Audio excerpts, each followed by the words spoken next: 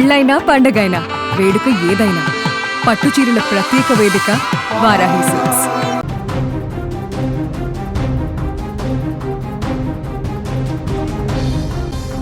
ఆయన జీవితంలో ఎక్కువ కాలం ఆ బస్సు డిపోలలోనే గడిపాడు. కష్టసుఖాలు సుఖదుఖాలు అన్నీ ఆ డిపోలోనే. తనకు కష్టం వచ్చినా సంతోషం వచ్చినా మొదట ఆయన మాట వినేది ఆ డిపో గోడలే. అందుకే ఒక్కసారి శంకర్ గౌడ్ మృతదేహాన్ని బస్సు డిపోకి తీసుకెళ్లాలని తోటి కార్మికుల పోరాటం. ఆర్టీసీ సమ్మెలో ఒంటిపై పెట్రోల్ పోసుకొని నిప్పు పెట్టుకుని మృతి చెందిన శంకర్ గౌడ్ మృతదేహాన్ని డిపోకు తరలిస్తుంటే పోలీసులు అడ్డుకున్నారు. నిబంధనలకు విరుద్ధంగా ఉందంటూ అడ్డుపడ్డారు. దీంతో ఓ మహిళా కార్మికురాలు పోలీసుల కాళ్లపై పడి ఒక్కసారి అయినా ఆయన మృతదేహాన్ని డిపోకి తీసుకెళ్లాలంటూ ప్రాధేయపడుతున్న దృశ్యాలు గుండెల్ని పిండేసేలా ఉన్నాయి. ఆ డిపోలకు వెళ్తేనే ఆయన ఆత్మకు శాంతి కలుగుతుందంటూ వారు వేడుకుంటున్న తీరు అందరినీ కలిసివేసింది. ఇక ఈ ఘటనకు సంబంధించి మరింత సమాచారాన్ని మా ప్రతినిధి మధు అందిస్తారు. మధు, ఏంటి సిచ్యువేషన్? డిపోకి తీసుకెళ్లడానికి ఎందుకు పోలీసులు నిరాకరిస్తున్నారు? మధు, ఏంటి సిచ్యువేషన్ ఏంటి అక్కడ? Thank you Deepika. నిన్న తెలంగాణ ఆర్టీసీ కార్మిక సమ్మె కొనసాగుతున్న నేపథ్యంలో వరంగల్ జిల్లా నర్సపల్లికి చెందినటువంటి డ్రైవర్ ఉట్లు పోసుకొని ఆత్మహత్యకు పాల్పడ్డారు. గత రాత్రి చెందాడు. అయితే తాను ఆర్టీసీ డ్రైవర్ శంకర్ గౌడ్ సంబంధించిన పార్థివ దేహాన్ని సొంత గ్రామమైన ముత్తోజుపేటకు తరలించేందుకు మాత్రం చాలా అవసరపడుతుంది తెలిసింది. ఎందుకంటే ఘర్షణ వాతావరణం మధ్యలో కూడా తన మృతదేహం తరలించడం చాలా అవాంతలు వస్తున్నాయి. ఎందుకంటే 2 గంటల వరకు కూడా ఆందోళన కొనసాగుతున్న మృతదేహాన్ని నర్సంపేట బస్ స్టాండ్ తీసుకెళ్లాలన్న కార్మిక డిమాండ్ పోలీసులు మనకు తోసుకొచ్చారు. దీంతో ఆగ్రహించిన కార్మిక సంఘాల నేతలు సిబ్బంది రోడ్డుపైన బయటకు నిరసన తెలుపుతున్నారు. ఎందుకంటే మందు టెండర్ సైతం లెక్క చేయకుండా కూడా దండానికి దిగిన పరిస్థితి ఉంది. ఎందుకంటే ముత్తూరుపేటలో ఆందోళన కొనసాగుతుంది. దీంతో ఆర్టీసీ డ్రైవర్ శంకర్ గౌడ్ న్యాయం చేయాలంటే కార్మికులు కలిసి మనం చెప్పుకున్నాం. ప్రజలు మాజీ ఎమ్మెల్యే సుదర్శన్ రెడ్డి పిలుచడం దిగారు.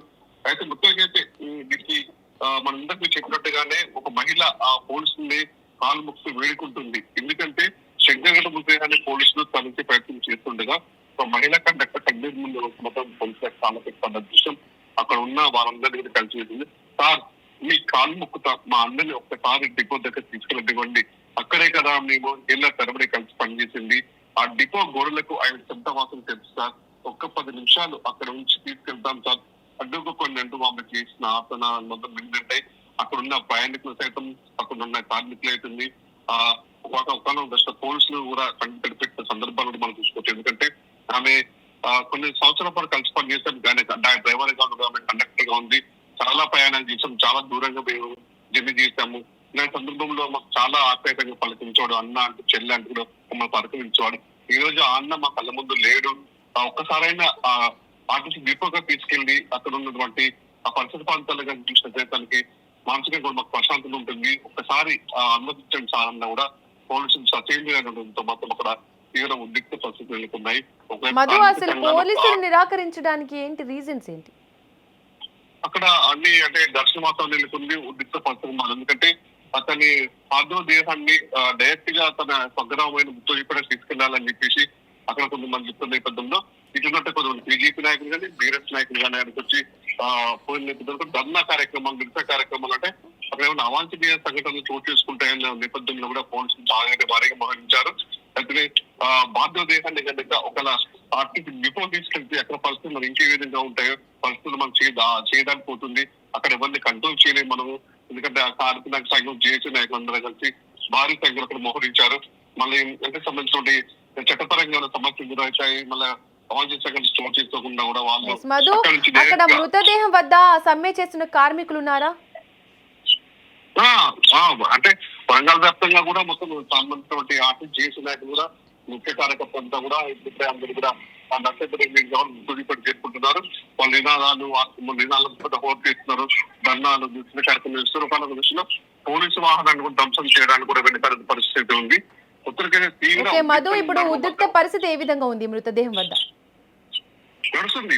అంటే ఇక్కడ మీడియా ఒకవైపు, ఇటు పోలీసులు ఒకవైపు, ఇటు ఆర్టీసీ కార్మికులు మొత్తం ఆ ముత్తూరుపేట నర్సంపేట మధ్యలో కూడా 5 కిలోమీటర్ల దూరం ఉంటుంది. మధ్యలో మొత్తం పోలీసులు బాగా మోహించారు. ఇప్పుడు కొంతమంది నాయకులు కూడా ఇప్పటికే చెల్లి మాజీ మంత్రి సత్య రాథోడ్ వచ్చి మళ్ళీ కొంతసేపట్లో కూడా బండి సంజయ్ కూడా అక్కడ వస్తున్నట్టు తెలిసింది. అందుకే నాయకులు కూడా వాళ్ళు వాళ్ళ కుటుంబాన్ని పలకించడానికి వస్తున్నారు, వాళ్ళ సందర్భం తినడానికి చూస్తున్నారు. ఈ నేపథ్యంలో పోలీసులు కూడా బాగా మోహరించారు. మొత్తానికైతే ఉద్రిక్తంగా ఏదైతే శంకర్ గౌడ్ పార్టీ మొత్తం అడ్డంకులు మనం నడవ మాత్రం అంత్యక్రియ జరిగే ఛాన్స్ ఉందని చెప్పుకోవచ్చు. మధు, ప్రభుత్వం ఏమైనా శంకర్ గౌడ్ కుటుంబానికి ఏమైనా ఎక్స్గ్రేషియా ప్రకటించడం జరిగిందా ఇప్పటి వరకు? ప్రభుత్వ స్పందన ఏ విధంగా ఉంది మధు? ప్రస్తుతానికైతే ఆర్టీసీ చర్చలు చేస్తాము రండి అని చెప్పేసి మొత్తము సీఎం రేవంత్ రెడ్డి గారు డిప్యూటీ సీఎం కి బట్టి విక్రమార్కే ఒక కమిటీ వేసి వాళ్ళకి చర్చలకు తీసుకోండి. కానీ చర్చతో సమస్యలు పరిష్కారం అయితే కానీ ఆత్మహత్యల కక్ష కాదు, వీటిని ఆలోచించుకోవాలని చెప్పేసి జేఏసీ నాయకులు కూడా చెప్పే పరిస్థితి ఉంది. మరొక వైపేమో జేఏసీ నాయకులేమో మేము మాకు అంటే డిమాండ్స్ ఏమైతే ఆ డిమాండ్స్ మాకు పరిశీలించాలని పట్టుబట్టుతూ ఉన్నారు. అవసరం మేము జేఏసీ నాయకులతో మాట్లాడతాం, లేకపోతే మా కార్యాచరణ ప్రకటిస్తామని చెప్పి కూడా వాళ్ళు చెప్తున్న పరిస్థితి. ఇంకా ప్రభుత్వం నుంచి కూడా ఎటువంటి రాలేదు వాళ్ళకి, అంటే కుటుంబానికి న్యాయం చేస్తాం, ఎక్స్ప్రెషన్ ఇస్తాం అని చెప్పేసి ఇంట్లోకైతే అలాంటి మాటలు అయితే ఏమి చెప్పించట్లేదు Deepika. Okay Madhu, thank you. Right, ఇక ఆర్టీసీ కార్మికుడు శంకర్ గౌడ్ ఇంటి వద్ద ఉద్రిక్త పరిస్థితి కొనసాగుతున్నట్లుగా తెలుస్తోంది. ఒక మహిళ డిపోకి తీసుకెళ్ళండి ప్రాధేయపడడం కన్నీరు తెప్పిస్తుంది అక్కడ అందరినీ. రైట్, ఒక మనిషి జీవితం అంతా గడిపిన చోటికి చివరిసారి తీసుకెళ్లాలనే కోరిక, అది కేవలం ఒక డిమాండ్ కాదు, అది ఒక బంధం, ఒక జ్ఞాపకం, ఒక గౌరవం. శంకర్ గౌడ్ కోసం అతని తోటి కార్మికులు అడిగింది పెద్దదేం కాదు, లాస్ట్ టైము డిపోకి తీసుకెళ్ళండి అని ఒక చిన్న కోరిక మాత్రమే. కానీ ఆ చిన్న కోరిక కోసం ఒక మహిళా కార్మికురాలు పోలీసులు కాళ్ళు పట్టుకొని వేడుకోవాల్సిన పరిస్థితి రావడం మన సమాజాన్ని ప్రశ్నించాల్సిన పరిస్థితి. నిబంధనలు ఒకవైపు, మనసు మరోవైపు, ఈ రెండింటి మధ్య ఇరుక్కుపోయింది ఒక మనిషి చివరి ప్రయాణం. శంకర్ గౌడ్ ఆత్మకు నిజమైన శాంతి రావాలంటే కేవలం డిపోకే కాదు, న్యాయం కూడా జరగాలి. 10 నిమిషాలు సార్, మా కార్మికుల కోసం మా ఆర్టీసీ కుటుంబం అంతా ఒకటే శాంతి కోసం సార్. మా డ్రైవర్ అంటే మా ఆర్టీసీ ఆయన పెద్ద అన్నయ్య సార్. ఆయన 10 నిమిషాలు మాకు మా కార్మికులు ఎన్ని సంవత్సరాలు మా కార్మికులు మాకు వేస్తే కార్మికులు ఇవ్వాలనిపించడానికి మేము తీసుకుపోతారు. ఇంతసేపు సామరస్యంగా పోలీసులు చెప్పిన 3 గంటలు రోడ్డు మీద బట్టాయించామని 3 గంటలు రోడ్డు మీద కూర్చున్నాము. అయినా కూడా మేము ఫీల్ చేయకుండా సంఘానికి వచ్చే వాళ్ళు తీసుకోవాలి చేస్తే